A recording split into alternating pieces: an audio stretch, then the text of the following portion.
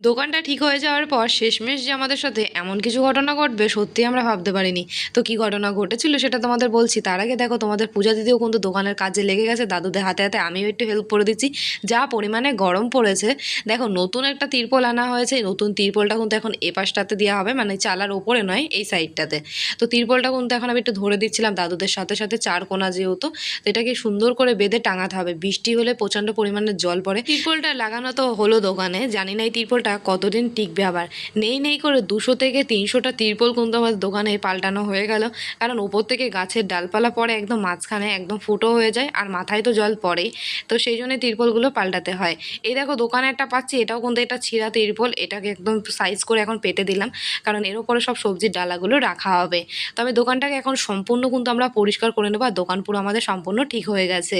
তো শেষমেশ কি হয়েছিল আমাদের সাথে সেটা তো তোমাদের বলবো। বন্ধুরা, এই কাজগুলো করে নি, দেখেছো দোকানের চারিদিকে কিন্তু একদম ছড়িয়ে রয়েছে। আমি আর আমার মা পুরো মানে পাগল হয়ে গেছি কিভাবে দোকানটাকে এখন গোছাবো। মানে বুঝে পাচ্ছি না কোথা থেকে শুরু করব। পুরো চারিদিকে লন্ডভন্ড হয়ে রয়েছে। তো আমাদের দোকান যেহেতু ঠিক হয়ে গেছে, আর দাদুদের টাকা দিয়ে দিয়েছে মা, দাদুরা কিন্তু এখন চলে যাবে, যেহেতু দোকান পুরো ঠিক হয়ে গেছে সম্পূর্ণ। দেখতে কত সুন্দর লাগছে দেখো। তো চলো তাড়াতাড়ি করে এখন গুছিয়ে নিই। আজকে সকালবেলায় মা কিন্তু এ পাশে দোকানদারি করেছিল, যেহেতু সবজিগুলো এখানে ঢালা হয়েছিল, তাই আমি এখন ডালায় তুলে তুলে দিচ্ছি আর গুছিয়ে গুছিয়ে দোকানে নিয়ে যাচ্ছি।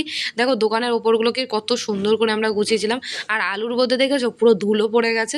তো এই জায়গাটা মুছে মুছে গুছিয়ে নিচ্ছিলাম, আর মা নোংরা জায়গাগুলো কিন্তু সুন্দর করে ঝাড় দিয়ে নিয়েছে দোকানের সামনেটা। তো আমি পেছনটাকে এখন গুছিয়ে নেবো। আর এই বাঁশগুলোকে বাড়িতে নিয়ে যেতে হবে কাঠে রান্না করার জন্যে। তো চলো এইগুলোকে এখন গুছিয়ে নিই। আর গোছাতে গোছাতে আজকে তোমাদের মিষ্টি একটা ছোট্ট কমেন্ট বলি, তারপর আমি তোমাদেরকে বলছি শেষমেশ কি হয়েছিল। দিদি, তোমার ভিডিও দেখতে খুব ভালো লাগে, প্লিজ আমার নামটা নিও। তো থ্যাংক ইউ মিষ্টি বোন, আমাকে এত সুন্দর একটা কমেন্ট করার জন্য। আমার তরফ থেকে রইলো তোমার জন্য অনেক অনেক ভালোবাসা, অনেক ভালো থেকো বোন তুমি। আর হ্যাঁ, তুমি কিন্তু তোমার নামটা বলতেই ভুলে গেছো, নেক্সট বার তুমি তোমার নামটা বলো। সামনের দিকটা তো মা পরিষ্কার করলো, তোমরা দেখলেই ভিডিওতে। আর আমি এখন পেছন দিকটা সুন্দর করে পরিষ্কার করে নিয়েছিলাম। আর দেখো দেখে মনে হচ্ছে যে এরকম কিছু ঘটতে পারে। তো কি হয়েছে এবার আমি তোমাদের বলি।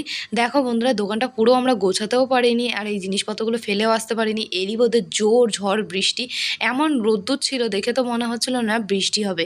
তোমরা দেখো একবার এরকম বৃষ্টির দিনগুলোতে আমার মাকে কিভাবে দোকানে বসে কাটাতে হয়, কতটা কষ্ট করে দোকানদারি করতে হয়। তোমরা দেখতে পাচ্ছ বন্ধুরা কতটা পরিমাণে জল জমে গেছে। যাই হোক, দোকানটা ফাইনালি ঠিকই হয়ে গেল আমাদের।